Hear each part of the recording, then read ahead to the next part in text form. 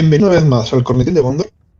Me he resistido mucho a hacer la coña de empezar con la cabecera de un programa que nos gusta mucho también de podcast para presentar a nuestro invitado de hoy, porque tenemos ni más ni menos que Alejandro Fernández Monte.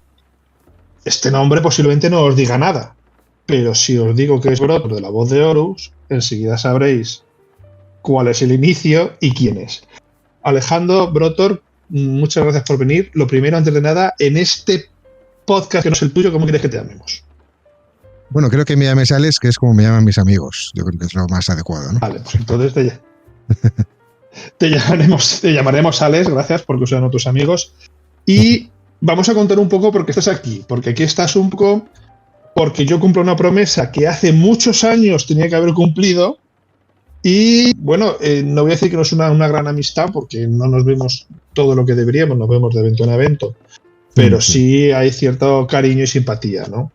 Y es que Alex es escritor, aparte de jugador de Warhammer 40.000, es escritor, y hace muchos años, no os diré hace cuánto, un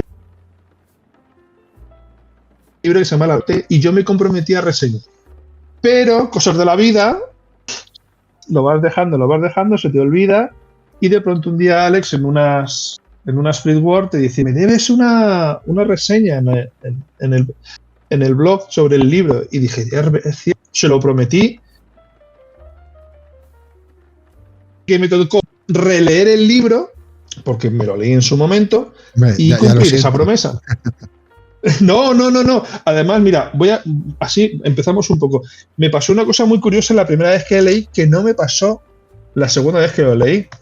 Lo que me pasó la primera vez que lo leí es que fui a tope. Me explico. Abrí el libro, ni lo ojeé, el prefacio, la dedicación que me hiciste, y empecé por el capítulo 1, el capítulo 2. Y cuando llegué al final del último capítulo, vi que había una parte, ¿no?, en el que analizaba. Se te corta mucho, esto último no lo he oído. No te oigo ahora mismo. Me explico. La historia es un poco que en cada capítulo tú haces una narración, pero que al final del libro, de ese capítulo, das los hechos históricos. Y yo, como empecé a leerlo a cholón, pues pasé de los hechos históricos, cuando lo normal sería leerte el capítulo y ver en qué está basado. Así que ya la segunda vez ya lo que en los dos y todo tenía mucho más sentido, por decirlo de alguna manera. Sí, es curioso. Y eso fue lo que me pasó. Sí, la gente valora mucho esa parte, casi es la que más valora de la novela, porque esto es una novela y en realidad las mejores críticas han sido de, oye, lo que más me ha gustado ha sido cuando explicas las decisiones tomadas y de dónde sale toda la información, etcétera, ¿no? Y eso la gente lo aprecia bastante. Como veis, estamos directamente hablando del libro. El libro ahora vamos a presentar un poquito a la gente que no conozca ni La Voz de Horus ni conozca a Alex. Alex es, como me gusta decirlo, es uno de los nuestros. Me explico, es un fricazo, le gusta Warhammer 40.000, de los que más le puede gustar. Me consta que también te gusta bastante el rol, o me lo estoy inventando de que lo haya escuchado de alguna persona. No, yo juego al rol muchísimo y ahora no juego lo que me gustaría, pero intentar se solucionará eso. Sí, porque además Alex creo que también fue padre. Me da la sensación de que nuestros vástagos tienen casi la misma edad. La mía tiene unos 6 años más o menos. Este tiene 4 y medio. Sí. 4 y medio. Sé que estaba muy cerca y sé que el momento en el que tienes un hijo todo te cambia. Es decir, yo de hecho cuando vi al peque lo llevaste a la Fleetword, dije, joder, ¿por qué no la llevo aquí? Digo, porque la mía es un titán que arrasaría todo lo que hay por aquí, ¿sabes? Y tal. Y esto viene un poco a colación porque nuestras aficiones siempre se ven, no cuartas, pero siempre se ven un poco dirigidas por los peques. Pero es uno de los nuestros, es decir, es una persona que tiene una edad, que tiene una experiencia y además, padre, ya ha escrito un libro, es decir, tiene un punto más que yo. ¿Tú has plantado un árbol? Porque yo he plantado un árbol. Bueno, pero he escrito 3 libros, ¿eh? O sea, hostia puta. Es decir. Por lo menos ya la cosa va más avanzada. Vale. y escribió un libro, ¿no? Entonces, ¿quién eres, Brotor? Es decir, ¿a qué te dedicas? ¿Eres asturiano lo primero? ¿Vives en Asturias? No, ¿O me lo estoy inventando? vivo en Madrid, soy asturiano, según se mire, soy un asturiano de Madrid o un madrileño de Asturias, como se prefiera, ¿no? Toda mi familia es de Gijón y yo voy para Gijón cada vez que puedo, pero pues yo nací en Madrid, vivo en Madrid y bueno, pues me siento más de Asturias que otra cosa, pero la vida es la vida y ya está, ¿no? Y se vive donde se puede y cada vez que puedo, pues me tomo una sidra, unas faves, que es lo suyo, y veo a mis amigos de allí y muy bien. Vale. Y bueno, tú no te dedicas profesionalmente al tema de la escritura, tienes 3 libros, ¿no? Sí, Pero me digamos gustaría que que en es... un futuro eso cambie, ojalá algún día pueda decir lo contrario, pero por desgracia no, mi trabajo, lo que me el da que de sea. comer a mí y a mi familia, pues es, nada, soy ingeniero de soporte en una empresa informática, todo muy aburrido, y bueno, pues ¿qué le vamos a hacer, no? Mientras no consiga más ingresos de otra forma, pues me toca trabajar de eso y escribir mis ratos libres, ojalá algún día eso cambie. Vale. Pues este sentimiento asturiano, o de asturiano de Madrid, Madrid asturiano, aunque los madrileños, como yo, es decir, de 3 generaciones somos pocos, pero nos sentimos de cualquier sitio. Es decir, podemos nacer en Bilbao, como podemos nacer en Sevilla. Le llevó a escribir La Rebelión del Norte, que básicamente no es lo podemos llamar novelización de la primera parte de Don Pelayo, por Se decirlo de puede alguna llamar, manera. claro que sí. Sí, sí, es novela histórica y como toda novela, pues tiene su parte de ficción y tiene su parte de, pues, absolutamente inventada. Tiene que ser así.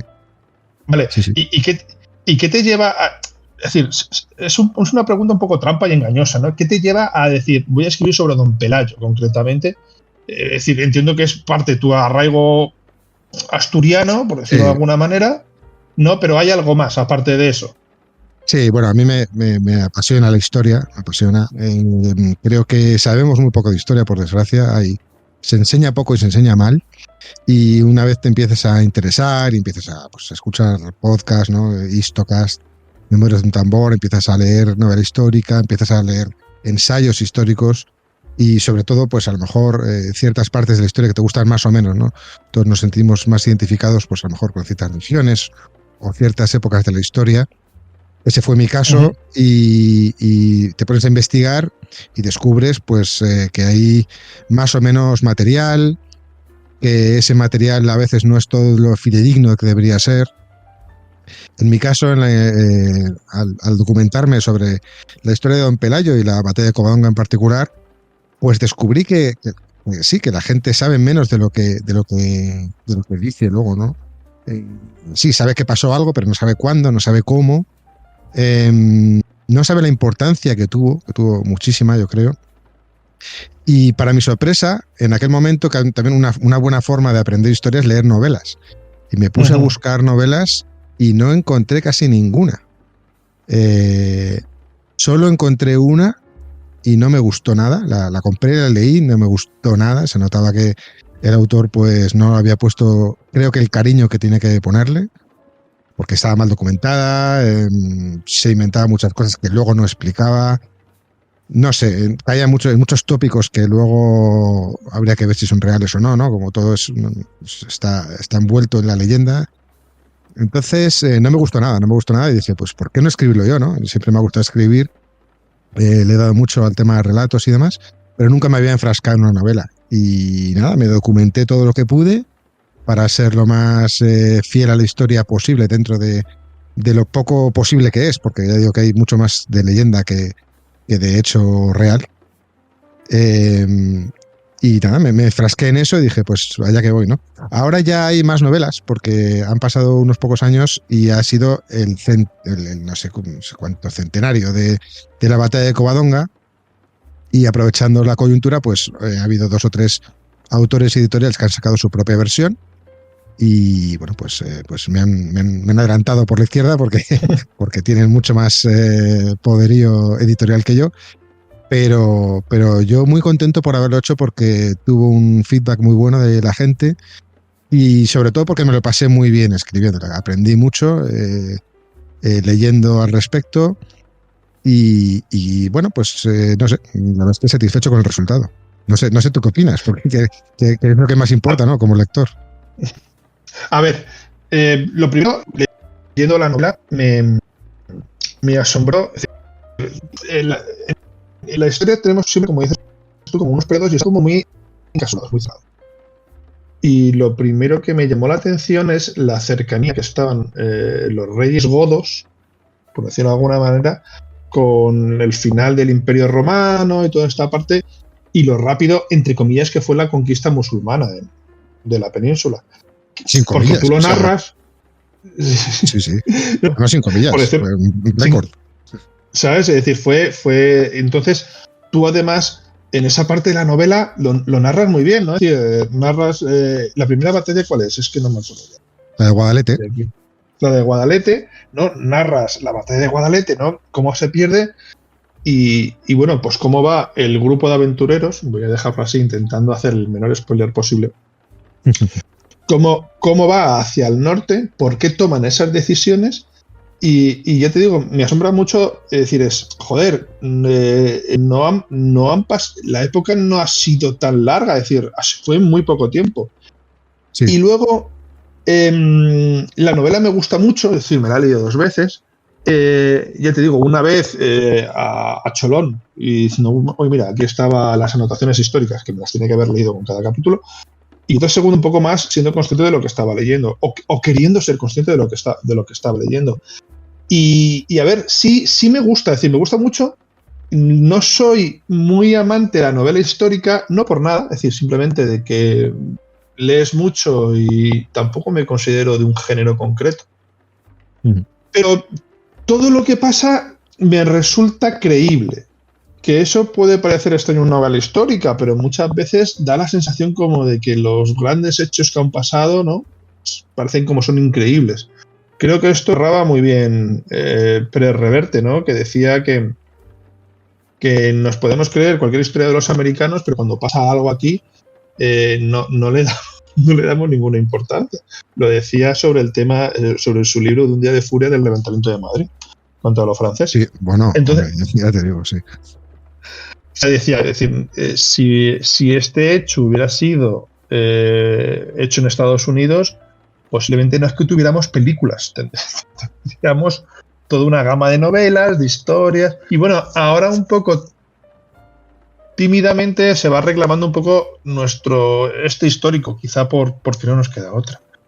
Pero problema que hay a la hora de reclamar estas cosas es que enseguida te encasillan. Da la sensación de que si te interesa cierta parte de nuestra historia, enseguida te encasillan políticamente o hay ciertos intereses, lo cual es una lástima porque no debería ser así. O sea, debería ser todo mucho más aséptico y más normal, ¿no? O sea, intentar saber qué pasó sin que eso obviamente nos condiciona a día de hoy porque somos lo que somos gracias o por culpa de eso, pero no puede ser que porque te interese la historia o seas más afina a ciertas cosas, ya te encasillen y esté mal visto, ¿no? Es que eso es lo que a mí me sorprende mucho, me da mucha pena. Mira, sobre eso, me comentó una vez un dibujante de cómics, no diré quién, por respetar su decisión, es decir, las cosas como son, que tenía muchas ganas de escribir sobre el juicio de Primo de Rivera.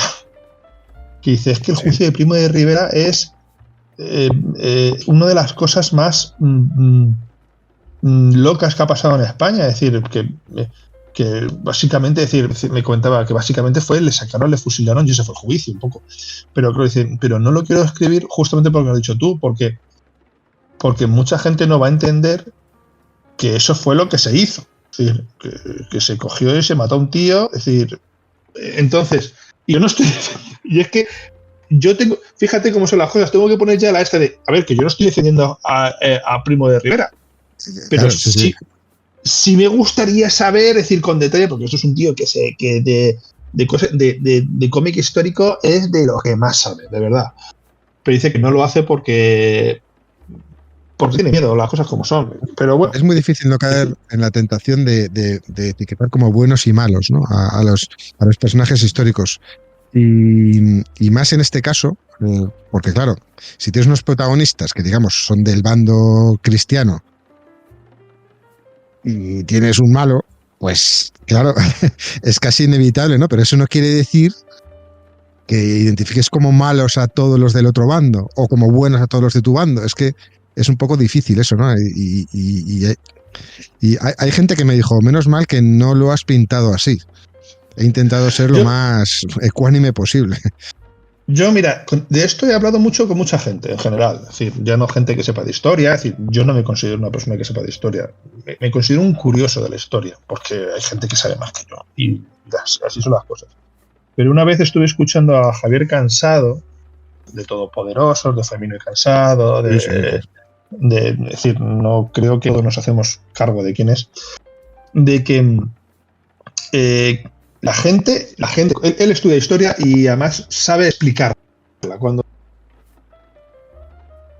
muy bien, dice, estamos en una época que tendemos a cometer un error muy grave cuando estudiamos la historia o cuando queremos analizar la historia, caer en el historicismo, que es ver con nuestros ojos modernos los hechos y actos del pasado. Como decir, no juzgamos con nuestra moral, por decirlo de alguna manera, las cosas que se han hecho en el pasado. Y es que en el pasado pues no había vacunas o la medicina no estaba tan bien inventada. Entonces hasta que un tío, en vez de pongo un ejemplo, en vez de cortar un brazo y quemárselo para calcular una herida, se le ocurrió que a lo mejor era mejor cosérselo, pues pasaron millones de años, pues pasaron unos cientos de años.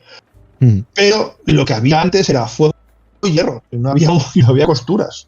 Entonces, ¿eran malos médicos en la época romana? No, pero no tenían rayos X, por decirlo de alguna manera. La tecnología y los conocimientos actuales, obviamente, claro. Ni siquiera la realidad. No se puede ver con los mismos ojos, está clarísimo. Sí. ¿Sabes? Es decir, tenías otros conocimientos y, bueno, podían ser muy, muy, muy diferentes.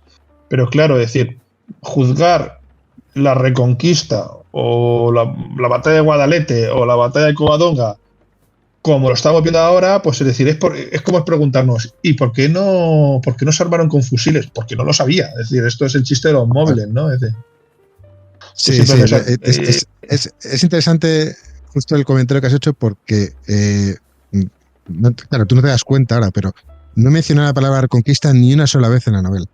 Obviamente. Sí. No, para ellos no existía la Reconquista, para ellos era otra cosa.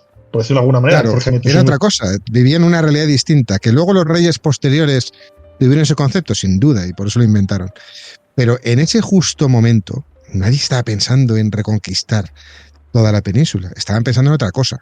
Unos en sobrevivir, otros en pactar, y otros y en general todos en vivir lo mejor que pudiesen, ¿no? Y por eso la novela se llama así, es una rebelión, porque ya habían ganado, los musulmanes ya habían ganado, ya lo dominaban todo. ¿Y qué pasó? Que una gente se rebeló. Tú en la novela lo plasmas bastante bien. Cuando hay un detalle que me gusta mucho, y es que las noticias no son inmediatas, ¿vale? Es decir, pasa algo en Asturias y al día siguiente no se sabe en Córdoba. Las cosas llegan a Córdoba, pues como llegan a Córdoba, porque un tío llega a caballo y tarda una semana, ¿vale? Ponemos un ejemplo. Y ya está, y las cosas llegan así, como la información no es tan rápida, hablando de tú y yo. Y hay un detalle más que me gusta, que es cuando creo que don Pelayo, para que no me cueste hablar más de lo debido, está haciendo como qué ha pasado en la península. Dice, no dice ni los reinos, creo que son las familias, las de Toledo, las de Badajoz, Cáceres y toda esta zona, ¿no? Que esos reinos se han rendido pleitesía al final al conquistador musulmán, como otros han intentado resistirse, que no lo han conseguido. Entonces, en esa parte me gusta mucho porque es lo que pasó. No todos llegaron aquí, bueno, hemos conquistado sangre y fuego, ¿no? Otros dijeron, pues mira, para que no haya sangre y fuego, pues ya sabéis lo que tenéis que hacer. Bueno, el asunto es mucho más complejo de lo que parece, sí. No, hombre, es mucho más complejo, pero que nos podemos tirar aquí 4 horas. Sí. 4 horas hablando solamente, vamos a decirlo mal, del inicio de la Reconquista. Es decir, solamente el reinicio. Me gusta también. Es decir, ¿ves? No quiero hablar de spoiler, pero bueno, si hay spoiler, chicos, os jodéis. Hablando mal y pronto, ¿no? De un episodio conocido de nuestra historia que ocurrió hace 1300 años, pues tampoco. Ya sabes que hay gente que todavía quiere saber cómo acabó lo de Cristo. Sí. Que bueno, que volvemos a decir siempre, tú ves esa necesidad, no hay una buena novela y escribes tu novela, y que además que la considero accesible, es decir, muy, muy accesible. Y ya te digo, la parte final, la parte de cómo te documentas, cómo lo plasmas, me parece extraordinaria. Cuando te pones a hacer la novela, es decir, te levantas un día, te tomas el café y dices, voy a escribir una novela de Don Pelayo. ¿Cómo lo ves en tu cabeza? Es decir, ¿lo ves como de en una semana lo tengo hecho o cómo te lo organizas? Porque no te pones a escribir directamente. No, claro que no. Lo primero es la documentación, claro. Hasta que no tienes... O sea, lo más complicado, yo creo, al principio fue hacerme un esquema mental de qué pasa en cada año. Yo me hice un esquema de en este año pasa esto, en este año pasa esto otro. ¿Cuándo nace la hija de Pelayo? ¿Cuándo se casa? ¿Cuándo tal? ¿Cuándo muere fulanito? ¿Cuándo pasa tal cosa? Y ahí ya empiezas a ver que no cuadran las cosas. Que no cuadran. O sea, tú ves las fechas que ponen documentos, que ponen otro y dices, es imposible, esto no cuadra. Pasan décadas entre unas cosas y otras y no tiene sentido, ¿no? Entonces ya te haces tu esquema y yo, antes de cada novela, ya no solo esta, sino cualquiera, pues hago mi escaleta con los capítulos donde quiero contar cada cosa, ¿no? Un poco en función de la documentación y de qué episodios quiero contar y cómo quiero contarlos. Y una vez ya tengo el esquema, entonces te puedes a teclear. Pero hasta entonces, pues claro, sí pasa el tiempo que tenga que pasar para poder tenerlo todo bien atado, ¿no? ¿Y la documentación dónde puedes ir a recogerla? Me explico. Tú comentas incluso en el prefacio del libro, creo recordar, ¿no? Que concretamente Don Pelayo es muy difícil encontrar información. Tú la encuentras, es decir, no creo que lo hagas en plan Uncharted, ¿vale? Que te metas en una cripta de Don Pelayo y la encuentres, sobre todo porque creo que si haces eso, la mitad de Asturias te mata. Pero encontrar información de Don Pelayo es tan difícil como planteas. Sí, es que no existe. O sea, es que la poca que hay es... Las pocas referencias históricas que hay son de décadas después. Y son parciales, porque claro, ya sea el bando cristiano, ya sea el bando musulmán, pues lo cuentan a su modo, ¿no? Entonces, lo que para los cristianos fue una victoria épica con millones y millones de soldados y tal, con ayuda de los cielos que se rasgaron y apareció la cruz goda en el cielo y tal igual. Para los musulmanes fue una escaramuza en la que literalmente se cansaron de pelear contra esos asnos que comían miel. Se cansaron. O sea, hasta aquí no merece la pena, vámonos de aquí. Entonces, a ver, ni una cosa ni la otra, ¿no? Obviamente algo pasó porque eso dio origen a un reino, el reino de Asturias, y tuvo su repercusión, y de ahí salieron otras cosas. Entonces, o sea, ni fue una escaramuza aislada, ni fue una batalla campal épica del copón. Pero sí pasó algo. Entonces, y vas escarbando y cada uno, y luego ya pues hay historiadores que tienen sus teorías, pues que se hacen su composición, ¿no? De cuánta gente pudo haber aquí, de cómo lo hicieron, etcétera, y haces tu propia composición a raíz de todo eso. La principal fuente, la menciono en el libro, es un libro de Gracia Noriega, que es muy bueno porque lo explica también, ¿no? Dice, mira, el historiador fulanito cuenta esto, menganito cuenta esto otro. Yo creo que fue así.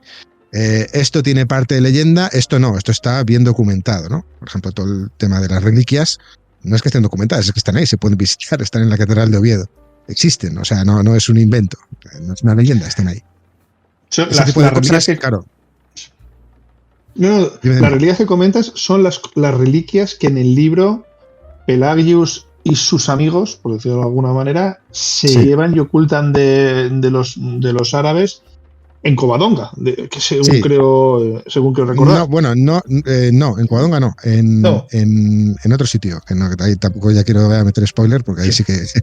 De hecho, ahí sí que hay ya parte, no de invención, pero sí de suposición, porque no se sabe exactamente quién se las llevó, ¿no? Ahora, sí está claro que alguien, seguramente, pues alguien con influencia dentro del reino godo, en Toledo, pues tuvo acceso a esas reliquias y se las llevó. Eso es evidente, eso, sí, seguro, 100%. Porque no están allí. Lo que no se sabe es quién. Entonces hay teorías de historiadores que dicen, oye, pues esto, además siempre ha estado muy ligado a la monarquía asturiana, entonces pues tiene cierto sentido que la monarquía asturiana tenga control sobre esto, ¿no? Así que, bueno, pues ahí ya te haces tu composición y dices, bueno, pues puede ser, puede no ser, y lo cuentas y parte de verdad hay. Otra parte, pues mira, a lo mejor he acertado en un 99%, a lo mejor un 60%. Pero bueno, ¿qué pasó? Sí que pasó. Ahora, ¿cómo pasó? Pues ya es otro cantar, ¿no? Y por eso es una novela, sí, bueno, y no un ensayo. Sí, pero bueno, insisto, tomar este libro como una verdad absoluta es lo que acabo de decir, es una novela. Ordenas, que eso sí me gusta, ordenas muy bien los hechos. Se pasa la batalla de Guadalete, la huida de las tropas cristianas hacia el norte y un poco, ¿no? Como los reinos del norte, ¿no? Gallegos, cántabros, asturianos, vascos, se intentan aliar entre ellos para que pasen, ¿no? Que es una de las escenas, de mis escenas favoritas, ¿no? Que están como, me lo imagino yo, está en un fuerte de ruido y no, pues aquí nos quedamos. Es decir, vosotros no vais a pasar porque os va a costar mucho y nosotros no vamos a ir porque nos va a costar demasiado. Hasta que pasa algo y dice, pues mira, lo dejamos, porque un poco la historia. No, insisto que no es difícil. No, es que es difícil entre la leyenda y la realidad, pues es difícil. Hay mil ramas, ¿no? Y bueno, pues aquí lo mejor es documentarse, cada uno que, sobre todo al que le interese, ¿no? Pues que lea todo lo posible, y por eso pues he metido algo de documentación en los apéndices y ya está, y cada uno que, no digo que piense lo que quiera, pero al final es de lo que se trata, ¿no? Si te interesa, pues documentarte, y si te gusta, pues informarte todo lo posible, visitar los lugares y aprender todo lo posible y disfrutarlo, ¿no? Y a ver, los lugares, voy a explicar una experiencia personal para intentar que me respondas a lo que quiero, ¿vale? Yo hace tiempo viajé a Grecia, ¿vale? Y bueno, era el momento de la película de 300. Oh, Dios mío, las Termópilas. Y dice, pues vas a ir a las Termópilas. Vas a las Termópilas para ver cómo las Termópilas, ¿no? En la película te lo ponen como un paso súper angosto, en el que en un lugar tienes a tu derecha tienes roca y a tu izquierda tienes el mar. Y vas allí y te das cuenta que es un... Bueno, a ver, entiéndeme. No voy a decir que sea una llanura, pero te queda un poco la sensación como diciendo, me he dejado llevar por la épica. Tú cuando te planteas escribir el libro, lees toda la documentación, lees incluso la novela que no te gusta y visitas los sitios. Sí es cierto que, por ejemplo, Covadonga, sí es cierto que es un lo voy a intentar explicar así, medio Asturias me va a matar, es como un valle que está encerrado por una salida, es decir, no tiene más. Es decir, es un valle cortado por todos los lados y tienes una salida única y tienes, según creo recordar, tienes ahí la ermita, si no me equivoco, y según entras a la izquierda tienes la cueva de donde está la efigie de la Virgen María. Es decir, es un lugar precioso naturalmente, pero sí es cierto que, como lo describes, es cortado. Sí. No, es un culo de saco. Pero el resto de sitios, cuando tienes que visitarlos y cuando tienes que verlos, sí te lleva la sensación de que pudo ser, no como lo has narrado tú, sino como lo han descrito historiadores, etcétera, etcétera, etcétera. Claro, es que, por ejemplo, mira, yo tengo un amigo que hablando de este tema, dice, mira, ahí, o sea, al final hay leyendas por todas partes, ¿no? Y dice, yo tengo la teoría de que esto fue no exactamente delante de la cueva, sino más bien en este valle que hay aquí, porque aquí está la leyenda, esto es cerca de Infiesto, que de hecho sale en la novela.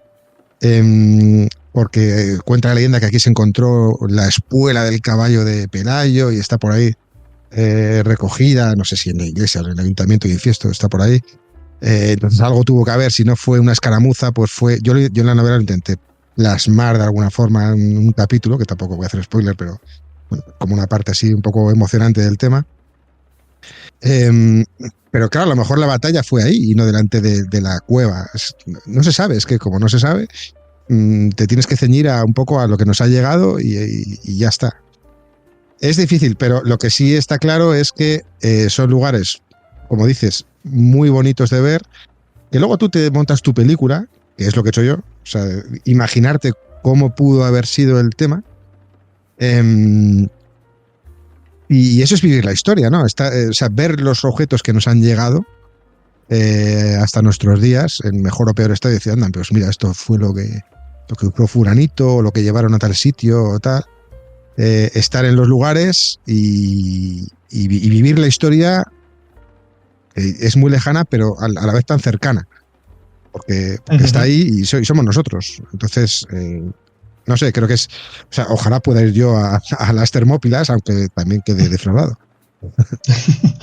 Bueno, es decir, yo si vas a Grecia te voy a recomendar que veas Paso Aparte Bizantina, ¿vale? Que a mí me dejó enamorado totalmente, que la parte clásica que me llevé un ligero chasco, ¿sabes? Pero la parte bizantina es preciosísima.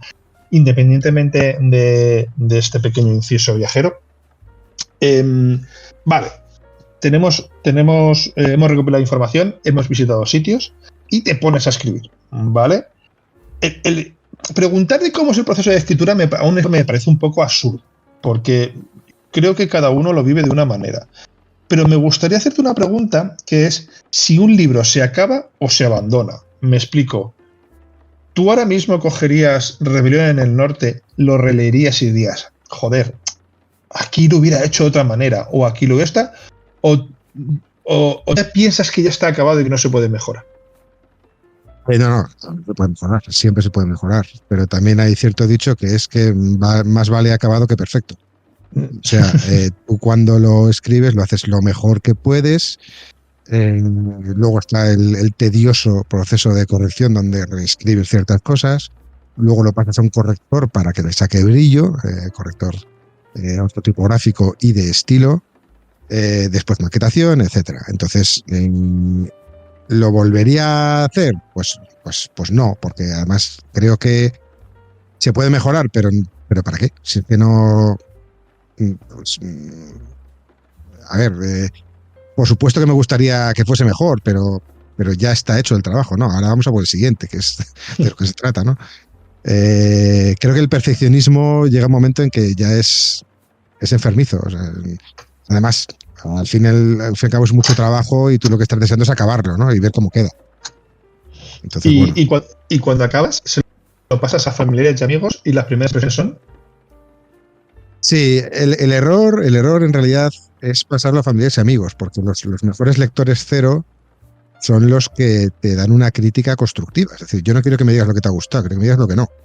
Y que me digas lo que cambiarías y lo que está mal. Entonces, claro, familiares y amigos pues suelen ser muy condescendientes. Algunos hasta se inventan las cosas porque no se lo han leído.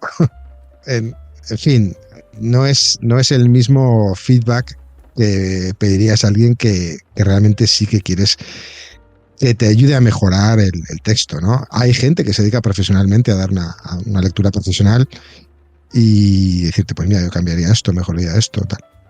Más que eso cuesta dinero, claro. Entonces, bueno, pues yo creo que lo ideal es encontrar tu propia versión. Al final, los 3 libros que he leído, que he escrito, he tenido que reescribir cosas porque efectivamente pues o tenían errores o a lo mejor este capítulo había que meterlo, quitarlo, cambiar ciertos conceptos, etcétera, ¿no? Yo, por ejemplo, en una primera versión de este libro le quería dar al personaje un aspecto mucho más religioso y se lo quité porque vi que no era adecuado, no, ni al personaje ni para contar la historia. No sé si... Es decir, yo ahora mismo esta parte te la he escuchado súper entortada. No sé por qué, si es el micro o tal. ¿Te lo repito? Sí, es decir, por favor, básicamente, es que te digo, te está hablando como entrecortado. No pero mucho además. No... Sí, yo antes de ti también no sé qué ha pasado. Decía, no sé desde dónde te has quedado. Sí, no, te terminé la pregunta y empezó el tema. Vale, pues te repito. Cuando tú terminas el libro, por supuesto quieres que esté lo mejor posible, ¿no? Pero más vale acabado que perfecto. Una vez lo pasas a familiares y amigos, pues ellos suelen ser bastante condescendientes.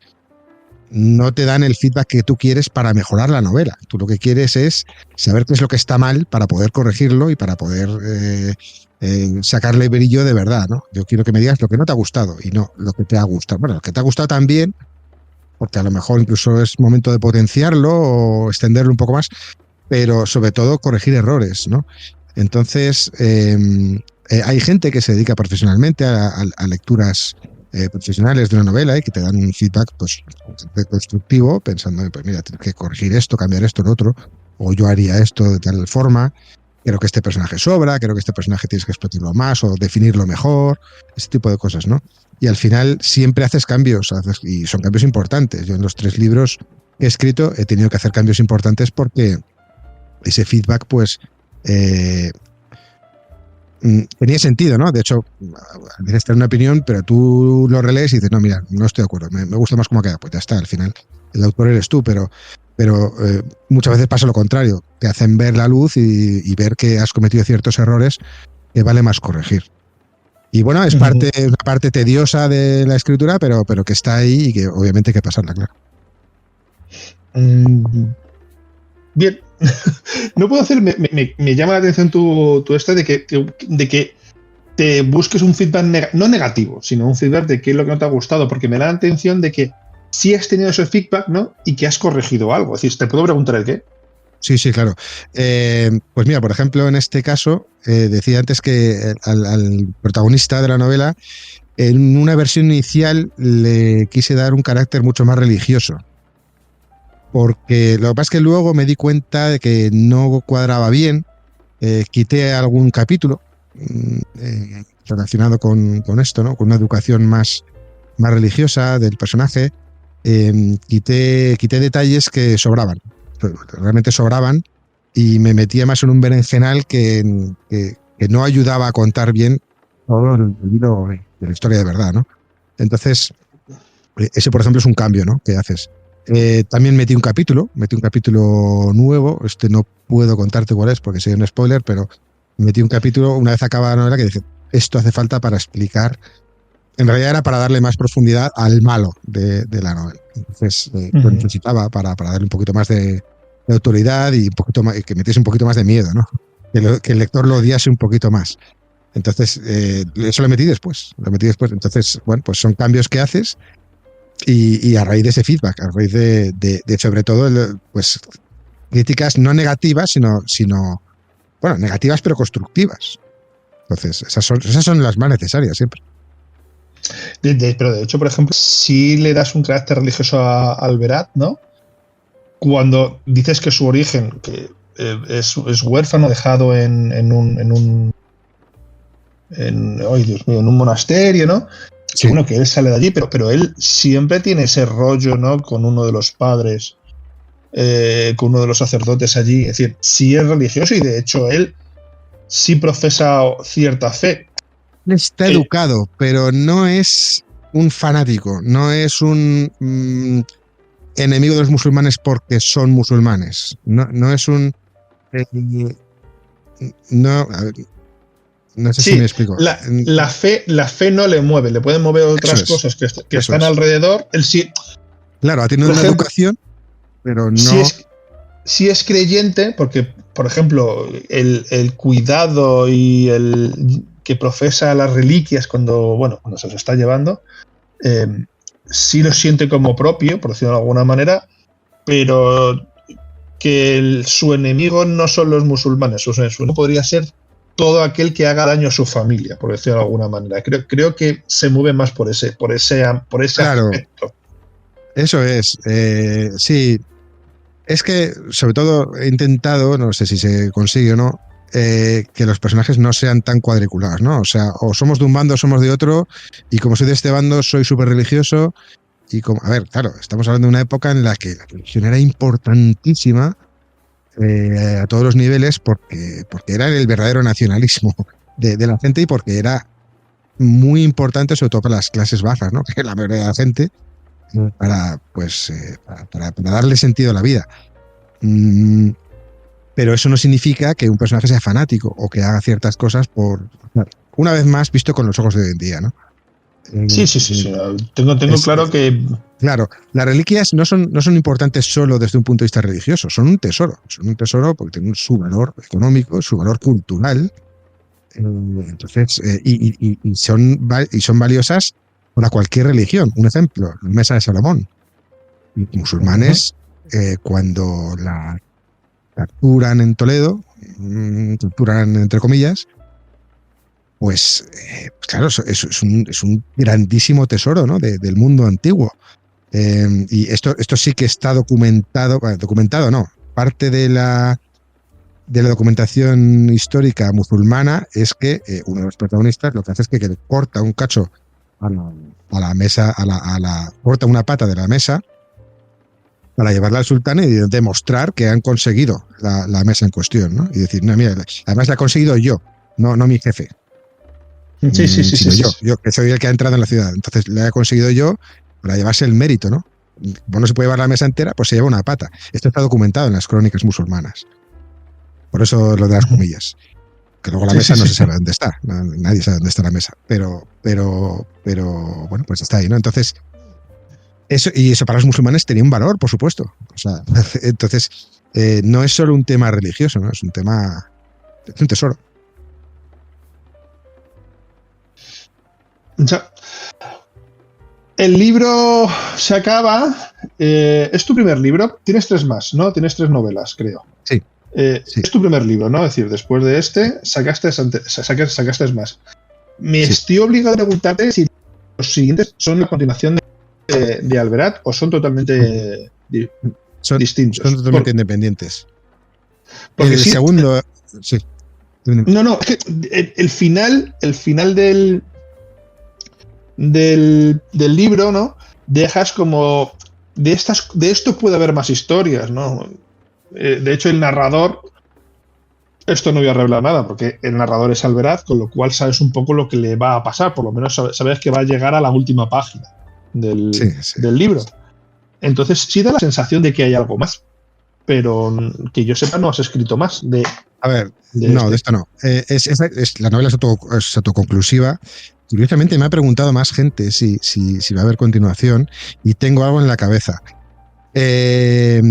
Y es que claro que hay más, hay toda una historia detrás. O sea, esto es el nacimiento del Reino de Asturias y pasan muchas más cosas después interesantísimas y muy desconocidas.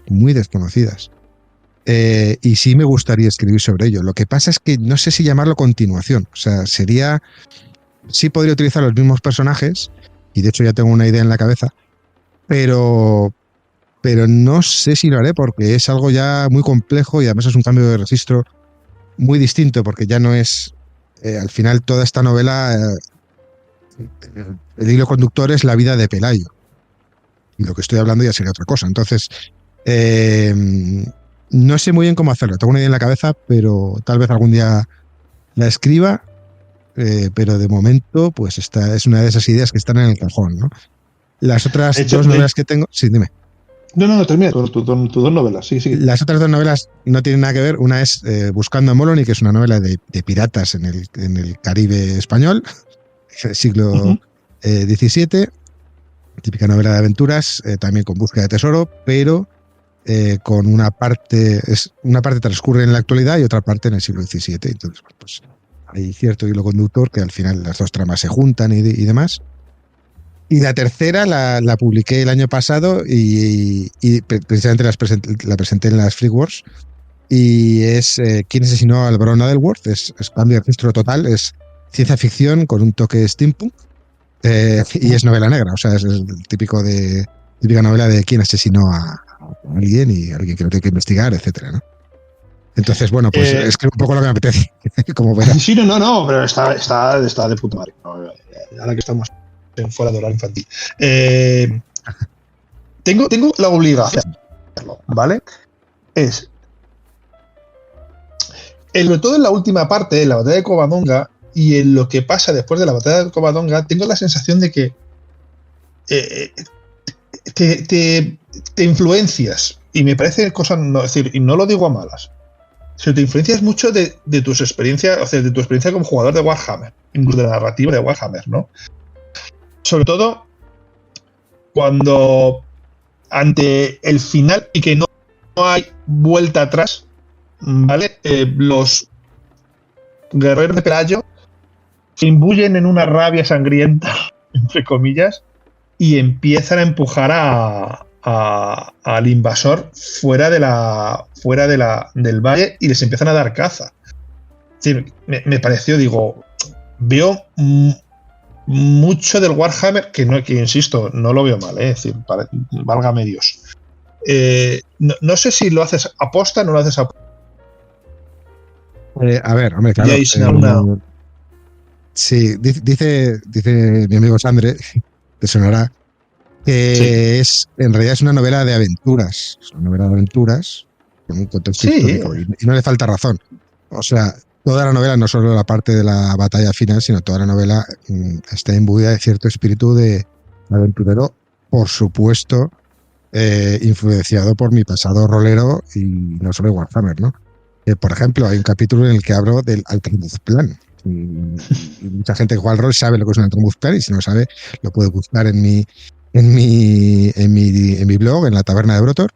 Te dedico un post para ahí a lo que es un Altramuzplan y lo meto así con calzador en la novela, como diciendo, esto es un Altramuzplan, es imposible que salga bien. O sea, no, eso son las ideas de los roleros. Es que además, claro, te más adelantado, porque igual que te digo lo de la parte final con las batallas de Warhammer, como diciendo, ya no hay nada, lo que suele decir, ¿no? Es decir, calen bayonetas. Creo que los jugadores de Warhammer 40 también entenderán un poco el símil. Aquí hay una parte que justamente es cuando los tres amigos van a buscar al cuarto amigo. Creo que los que se hayan leído la novela me entenderán. Yo lo estoy leyendo y dice, es un plan de rol, es decir, no tiene ningún sentido lo que van a hacer, pero va a funcionar, porque es que tiene que funcionar, la novela tiene que seguir, y ya más o menos a mitad del libro. No sé si te sabes en qué momento estoy hablando y sí, si no hago spoiler. Y no sé si es el momento, el Altramuzplan que tú dices que es. Sí, no, es que además, de hecho el guiño está, o sea, es que lo digo textualmente, esto es un Altramuzplan. ¿Por qué? Porque uno de los personajes está comiendo altramuces y dice, esto es una mierda de plan, esto es un Altramuzplan, porque tengo un altramuz en la mano. O sea, pero no tenemos nada. El concepto, sí. Apóstol, por supuesto, sí. ¿Sabes? Entonces, no sé, bueno, si no nos has respondido, decir que es que puede ser que sí, exactamente igual que tu pasado rolero. Y sí, estoy de acuerdo con Sandra, es una novela de aventuras. Tienes que darle emoción al tema, o sea, esto es una novela. Entonces, hay que buscar, no se trata de contar académicamente cómo fue una batalla que encima no está documentada. O sea, la tienes que inventar. Hemos tenido que cortar 5 minutos porque me ha llamado mi hija, ¿vale? Cosas de la paternidad, y que sé que me echaba mucho de menos. Así que, bueno, pues me ha echado mucho de menos. Así que, bueno, no sé, porque la edición de esto va a ser muy divertida para Karim y mis compañeros. Así que va a ser estupenda. Decir dónde tengo que cortar. Si quieres te sigo por donde estaba. Sí, por favor. No, estaba diciendo que al final esto es una novela y tienes que darle emoción porque si no es aburrido, ¿no? No se trata de hacer un ensayo ni una exposición académica de cómo es una batalla que encima no está documentada. O sea, te lo tienes que inventar sí o sí.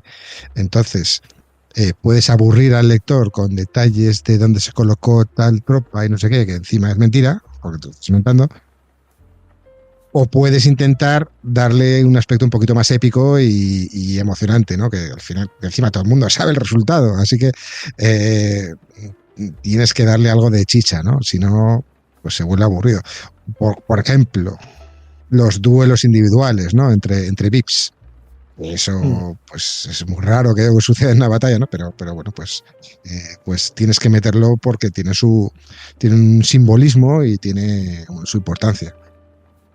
A mí, de hecho, lo que más me gusta de la novela, de lo que es parte novela, no es tanto lo que le pasa a los personajes principales, no es tanto lo que le pasa a Pelaius, ni siquiera lo que le pasa a Alberat, sino lo que le pasa a los secundarios. De hecho, me entristeció bastante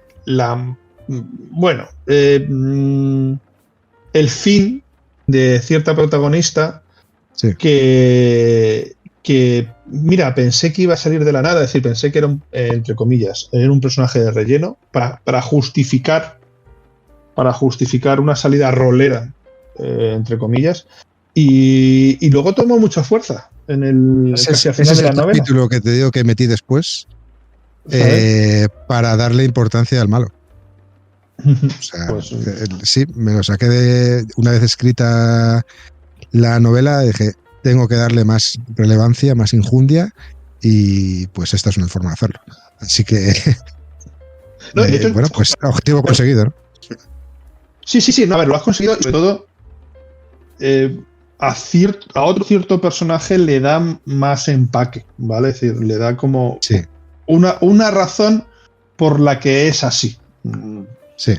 No podemos decir mucho más si no queremos Sí, revelar.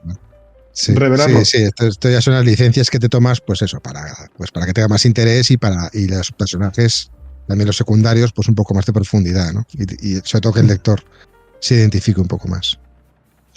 ¿Cómo fue a ver, ya han pasado bastantes años desde que por esta novela, pero ¿cómo fue el recibimiento?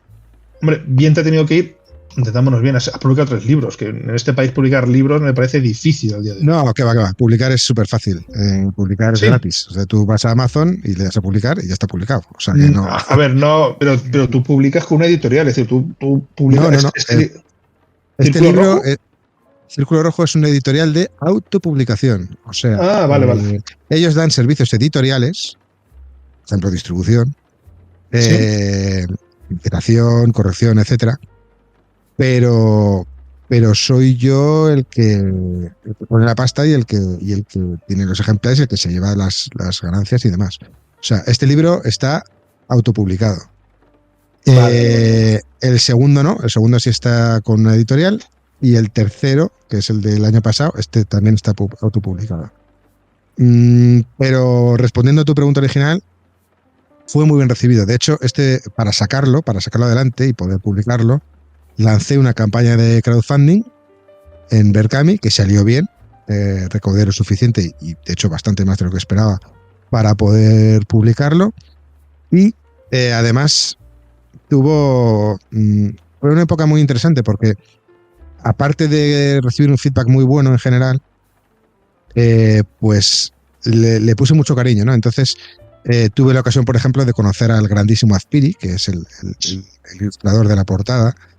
De hecho, lo siento. De hecho, no poco antes de fallecer, o sea, a los 2 meses de quedar conmigo para darme ya la versión final y firmar unas láminas y demás, pues él ya estaba ahí muy jodido y de hecho ya había sido ingresado. Entonces dijo, mira, me queda poco, y bueno, y a los 2 meses falleció. Si no me equivoco, este fue su penúltimo dibujo, o sea, un dibujo, digamos, profesional. Creo que tenía otra ilustración por un videojuego de una empresa argentina o algo así, me contó, pero nada más. O sea que, bueno, es uno de sus últimos trabajos, eso seguro. Y fue una experiencia brutal, ¿no? Porque, hombre, pues al final te vaya mejor o peor con las ventas del libro, eso al final es dinero y yo qué sé, y nunca se sabe lo que pasará, ¿no? Pero el recibimiento fue muy bueno, el acabado con este tipo de detalles pues también lo fue, y desde luego fue una experiencia muy positiva en general. Así que, y de hecho, sí, claro, me ha animado a seguir y espero seguir muchos años más. ¿Has tenido alguna oferta, tío, para comprarte la idea del libro para películas, series o algo de eso? Pues sí. Bueno, lo que pasa es que no una oferta en firme. Hubo una estudiante no sé si de audiovisuales o algo así, que me dijo, oye, en el futuro quiero hacer no sé si me dijo una serie o película de esto. Y yo dije, pues claro, contacta conmigo y ya está, y no supe más.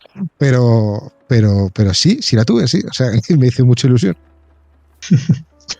Y bueno, ahora la pregunta está adelantada, es decir, evidentemente hablaste con Azpiri, te has respondido tú solo, ¿no? Es decir, ¿cómo llegas a Azpiri para que te haga portada? Pues es que hay que lanzarse. ¿O por qué decides Azpiri? Mejor dicho. Bueno, porque lo decido es evidente, ¿no? O sea, es uno de los grandes. Y en mi propia historia personal, pues es un tío súper importante porque pues yo leía en mi infancia y juventud a todos los videojuegos con su marca personal, ¿no? Con su portada. Tenía todos los cómics de Mod que publicó El País, etcétera. Entonces, bueno, pues eso, o sea, es cualquiera, o sea, es uno de los grandes. Y cuando buscaba ilustrador, porque ya te digo, esto al final pues ha sido todo publicado, ¿no? Joder, ¿quién me puede hacer una ilustración así de portada? ¿Quién me gustaría que fuese? Y se me ocurrió, no sé, se me ocurrió por la cabeza y dije, ¿cómo el grandísimo Azpiri me va a hacer esto, no? Y lo busqué en Twitter y le escribí, y para mi respuesta, pues el tío es que era súper majo, o sea, la verdad es que me sorprendió. Todo el que lo ha conocido al final ha dicho siempre lo mismo de él, que era un tío súper cercano y muy amable y tal. Y dijo, sí, yo te lo hago. Por supuesto pagando, claro, o sea, pero vamos. Yo creo que, es decir, esta historia quiero contar en otro podcast, pero yo con Azpiri tengo 2 anécdotas. Y la primera anécdota, y están relacionadas, de una manera un poco extraña. La primera anécdota es que yo siempre he estado muy ligado a los eventos y colaboraba con Edge, colaboraba con eso. Y yo una vez estaba colaborando con Edge, no me acuerdo yo si era en la Japan Weekend o en una cosa de estas, en un evento en el que la empresa Edge, en aquel momento, que era de editorial de juegos de mesa y todo eso, pues tenía un puestecito y tal, y había que estar allí enseñando a jugar a las cartas, o sea, jugando a los juegos de mesa y todo eso. Y de pronto se me acerca un chaval, pues que debería estudiar, pongo, porque era jovencito, no le conocía, estaba estudiando periodismo. Y me dice, oye, ¿te importa que traiga aquí a alguien para entrevistar? Le digo, no, es que eso es el único sitio donde tenéis una mesa. Es decir, no la tengo ocupadas, siéntese usted. Y de pronto veo que es Azpiri con este hombre, y el tío le dedica una charla súper larga, tal, es decir, encantador, es decir, con esta persona le veías y tal. Nada, es decir, se va, muchas gracias, tal, no sé qué, digo, joder, es decir, le admiro mucho, por lo mismo que has dicho tú, yo leía Mod, me gustaban los juegos de sus portadas, tal, es una pena porque no podía acudir a sus charlas. Bueno, no te preocupes, hijo, si es que tal, cogió el tío, ¿tienes un folio por aquí? Cogió un folio y me hizo un dibujo. Sí. Lo tengo por ahí, es decir, pero que el tío salió de su corazón, por decirlo de alguna manera. Sí. No había que rogarle mucho, sí. No, para nada, era encantador. La segunda, esto es un poco más vergonzoso todavía. Ya había dejado ya el tema de colaboraciones. Tenía unos cuantos años en meterme en el blog y volver a caer en el círculo vicioso de, entre comillas, y con mucho cariño, trabajar gratis. Y estaba yo en un salón del cómic, y ese año creo que firmaba Brian Azzarello. Fui a que me firmara un par de cómics de Brian Azzarello, y me fui corriendo luego porque a la misma hora firmaba Azpiri. Y me fui corriendo para que me firmara un par de TVs de Azpiri. Y llegó y era el último. Y de pronto se me coloca detrás una cara. Y tal, nada, y pues bueno, pues estás ahí esperando la cola, tal cual, estás hablando con ella, tal, pues sí, pues mira, y le conté la misma historia que te acabo de contar a ti, pues mira, a mí me pasó esto, tal cual. Ah, pues qué bien, ¿no? Sí. Llego yo y dice, hola papá. Era la hija. Ya. Además, la hija es que ya era la hija, la dibujante, no me acuerdo ya, decir, lo siento mucho. La ilustradora. Y claro, a mí se me queda la cara de vergüenza. Dios mío, sí, Lorena Azpiri. Lorena Azpiri. Y igual, es decir, encantadora y tal. Y eran, es decir, no sé, es decir, eran personas que rezumaban confianza o buen rollo, por decirlo de alguna manera. Y eso son 2 anécdotas. Y es lo que dices tú, es decir, que tú le escribiste por Twitter y bueno, pues yo le conocí en estas 2 situaciones. Y Lorena Azpiri igual, es decir, no sé si has tenido la ocasión de poder hablar con ella. Es una persona que es que siempre te responde. Y eso es de agradecer infinito, ¿sabes? Pues mira, no directamente, pero sí, claro, cuando la novela se publicó, pues Azpiri ya había fallecido.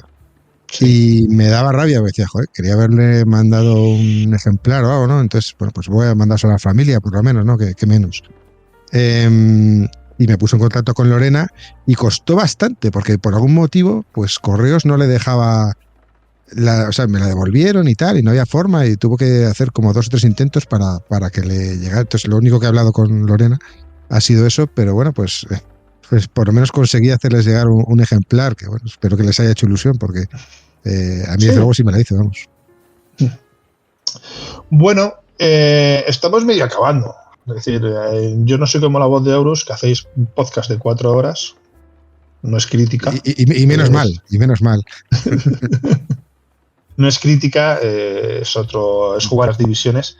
Pero me queda, te voy a preguntarte, decir, evidentemente ya has dicho que tienes alguna idea.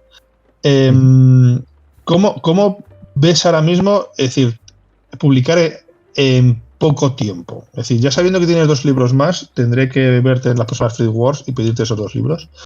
Pero, ¿vas a sacar algo? Es decir, ¿estás trabajando en algo? Estoy trabajando, pero no en poco tiempo, porque el proyecto actual es bastante ambicioso. De hecho, va a ser una saga de 5 novelas. Está basado en Ars Magica. Está basado en las aventuras que yo dirigí con mis colegas, ¿no? Con mi grupo de rol. Todo dentro de, bueno, también pues eso, contexto histórico, Edad Media en Irlanda. Entonces, pues nada, estoy en ello. Además, ha sido un poco tedioso el tema, he tardado bastante en arrancar, porque por el tema de derechos de autor. Claro, tú ¿Y eso? así como así. Claro, si yo publico algo relacionado con Ars Magica, pues me puede llegar Atlas Games, que son los poseedores de la licencia, y decir, oye, ¿qué haces? ¿No? Que me debes pasta. Entonces les pregunté varias veces si no había forma y tal, y bueno, todavía no se puede, no nos gusta el tema, o sea, la primera vez no tuve respuesta, la segunda vez me dijeron que no se podía, pero que había algo en el horizonte que tal vez, vamos a ver, no sé qué, bueno, me dieron largas, ¿no? Y este año va a salir una edición a finales de año de Ars Magica con licencia abierta, por fin, para creadores, ¿no? Entonces, Sí. de Creative Commons. Entonces, pues, hasta entonces obviamente no puedo publicar, pero me he puesto a escribir por fin este enero, ya tenía la escaleta preparada y todo, pero me he puesto este enero sabiendo que ahora ya sí voy a poder publicar. Así que he tenido que retrasarlo un poquito más de lo que esperaba, pero ya estoy en ello. Ah, bueno, pues... Sí. Así que, bueno, pues lo que no sé es cuándo. Vale. No sé cuándo se pone. Esto además es mucho trabajo y poco a poco. ¿Y nunca te has animado a escribir algo de Warhammer 40.000? No, y pasa un poco lo mismo. No se puede publicar. Tú no puedes publicar y ganar dinero con eso sin una licencia. Así que eso descartadísimo de momento. No. Me gustaría, pero... Sí, claro que me gustaría. Bueno, me gusta. Vale. Pero no. Además, Warhammer lo que sí tiene es que hay muchísimo material. Ahí sí que hay material a patadas. Entonces casi disfruto más leyendo que escribiendo, Porque hay demasiado. Tengo una pregunta malvada, pero muy malvada. Es decir, venga. ¿A Warhammer 40.000 le sobran marines? No. ¿Cómo le van a sobrar marines? No, es la esencia, es el corazón de... Es el corazón, al final nos guste o no, esto lo he dicho muchas veces en el podcast. Sobre todo para los jugadores anti-marines, un saludo a mi querido amigo Bayor. Vamos a ver, todo esto viene... O sea, al final todo esto es una historia, ¿no? Y va centrada alrededor de los primarcas y de sus legiones de marines. Entonces, te guste o no, son los protagonistas. Ya está, ¿sobran historias de marines? Tal vez más que sobrar historias de marines, faltan historias de otras cosas, ¿no? Sobre todo de senos. Pues se podría explotar mucho más el tema y tendría mucho más recorrido. Y tal vez en un futuro lo tenga, no se sabe. Pero, hombre, los marines son el corazón de Warhammer. No puedes eliminar al revés. O sea, todo lo que sea más material, además la gente lo devora. O sea, bueno, yo no soy un jugador de Warhammer 40.000, con lo cual tampoco mi opinión no creo que sea válida. En este aspecto, Broto. No, pero desde el punto de vista de trasfondo, o sea, lo bueno de Warhammer es que tiene muchas vertientes y cada uno opina libremente desde su punto de vista. Y es verdad que en el trasfondo, pues es muy marinecéntrico, ¿no? Pero es que es inevitable. Entonces, por eso digo que ojalá se expanda. Yo es que más que eso lo veo en mi humilde opinión, y aquí me voy a ganar enemigos, todos ellos con Volter o con rifle láser, me da la sensación. Creo que el mayor problema es que desde que cayó Cadia, es decir, hemos vuelto a unas aguas mansas en las que no pasa nada, absolutamente de acuerdo, sí. En las que no cambia nada y en las que veo una cantidad de oportunidades perdidas, y la última fue con el regreso del Primarca de Lionel Johnson, que es que me da mucha rabia, porque es que además te voy a contar mi expectativa en su momento. No voy a jugar a Warhammer 40.000, no por nada, no que lo considere mal juego, es decir, tengo mis opiniones sobre el juego, pero bueno, esto es como todo, no todo el mundo le gusta jugar Commander ni Magic, a mí me gusta. Sí. Pero sí me gusta el trasfondo, me gusta mucho el trasfondo. No me gusta tanto el fanático del marine, en el cual el marine es una máquina de matar y no tiene sentimiento. No me gusta. Y es una opinión que con muchos amigos míos digo, esa es la imagen que te has creado tú de los marines porque la has decidido tú, que me parece bien, la respeto y todo lo que tú quieras, pero no creo que sea así. Pero es que ya lo último, con la última ampliación, con el regreso de Lionel Johnson, fue como una decepción tras otra que dije, no puede ser, por amor de Dios. No. Sí, mira, por ejemplo, con Angron me gustó esa figura trágica que le dieron de héroe caído, me obligan a luchar. Si yo lo que querré es estar muerto y que me dejaran en paz, pero cada vez que muere, le resucita. Pero ese rollo sí. Pero ese rollo de... No, lo que es un coñazo es Corne. De Corne, que creo que Bayor lo decía muy bien. Es decir, a Corne es cualquier cosa que le pongas una motosierra. Pues tiene razón. Es decir, todo lo que hace... Es decir, el libro de Angron es... Es decir, los dos primeros libros, no, que son el de Abaddon y el de Bastor, son interesantes, te lo ponen. Llega Angron y dices, ¿es qué hace? Pues ha muerto 4 veces, ha resultado 5 y ha pegado un hachazo a un planeta. Sí, por eso digo, es que Angron al final es un personaje, ahora se ha convertido en un personaje súper plano. Llego, destruyo, me matan, vuelvo, destruyo, me matan y así hasta el infinito. Por eso no tiene ningún... Sí, a mí me sobra completamente. Estoy de acuerdo contigo en que... Sí, estoy de acuerdo en que el... Pero cada vez que es inevitable... O sea, los guionistas de Games Workshop tienen un problema muy gordo, porque claro, tienen que hacer avanzar el trasfondo sin que avance. O sea, tienen que meter material nuevo, pero que todo siga más o menos igual, porque si no, te tienes que empezar a cargar facciones y no pueden hacer eso. Entonces, como no se pueden cargar facciones, tienen que hacer que más o menos siempre haya una especie de empate, de status quo. Ahora ganas tú, pero también gano yo, o perdemos los dos, o algo así, ¿no? Y claro, y siempre pasa lo mismo, siempre, en todos los avances de trasfondo pasa lo mismo. Muchísima destrucción, muchísimas aventuras, pero al final se queda todo igual. Y aquí fíjate lo que te digo, ¿vale? Cuando dijeron Osoba, el capítulo de Osoba, que si fuera jugador de Warhammer jugaría a Tau, me da más enemigos. Y además, Tau de Osoba, porque a mí este rollo de la casta etérea me da mucho dolor de cabeza. Pues digo, joder, qué buena idea, ¿no? Decir, porque yo ya estaba haciendo mis elucubraciones, como hacemos todos los frikis, ¿no? Decir, Osoba tiene sus 8 mejores amigos, los 8 de Osoba, ¿no? Sí. Alguno palmará en su historia y Lionel Johnson básicamente la recreación del Rey Arturo. Me digan a mí lo que me digan. Incluso ya lo dije yo en un momento, creo que en el Twitter, que dije, cuando me leí la historia, dije, este es el Caballero Verde de Bretonia, pero en Warhammer 40.000. Entonces dije, joder, pues qué buen rollo, ¿no? Es decir, además que quieren hacer este rollo de hacerle como más apertura, más traer a las razas buenas, ¿no? Como el de los... Bueno, a mí me ha gustado, sí, a mí me ha gustado cómo lo han hecho, el regreso de Lionel. Creo que ha estado bien y bueno. Pues fíjate, yo creo que es una oportunidad perdida, tío.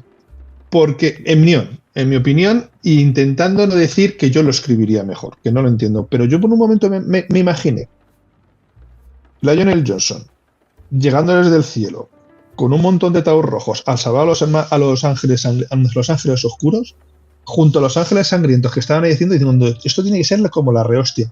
Pero luego te das cuenta que lo de los Tau no valió para nada. Es decir, ¿qué ha pasado con los Tau? Es decir, sí, han estado tirando tiros a un portal. Efectivamente, como dije antes, creo que lo que falta, más que sobrar marines, lo que falta es más protagonismo de los Xenos. Eso sí es verdad. O sea, porque en la historia de Osoba se queda ahí como diciendo, pues ha pasado esto. Y ya está. Igual, y ya está. Que si te la quitas y vas directamente a Lionel, que sí me parece interesante y el combate me parece que es espectacular. Es decir, cómo está narrado, cómo Lionel Jones sabe que no puede enfrentarse directamente y se mete ahí en las profundidades de la máquina para emboscarle y tal. Me gusta muchísimo. Y os estuve escuchando vuestra recreación histórica del libro del León y me pareció un librazo, es decir, por lo menos vuestra recreación. Escuchadlo, de verdad, porque es bonito. Me parece muy bien hecho. Pero es que hay otras cosas que dices, es que claman al cielo, es decir, como diciendo, es que no seguimos estando, cada día sigue caída, es decir, no se va a mover, pero es que todo lo demás sigue igual. Esa es mi opinión, ¿eh? Es decir, no... Sí, no, y la mía también, ya te digo, sí, efectivamente debería haber eventos, no sé si cataclísmicos o no sé de qué naturaleza, pero que hagan avanzar un poquito más de trasfondo con chicha de verdad, ¿no? Es un poco lo que está pasando ahora.